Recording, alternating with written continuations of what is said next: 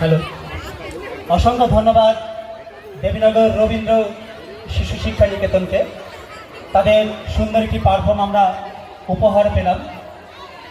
এবারে আমরা ডেকে নিচ্ছি আরও একটি টিম। আমরা প্রায় শেষ লগ্নে চলে এসেছি। আপনারা আর কিছুক্ষণ ধৈর্য ধরে বসুন, তারপরে সবাই একসাথে নাচবো আমরা। এবারে মঞ্চস্থ করবে sweet dance group. Sweet dance group.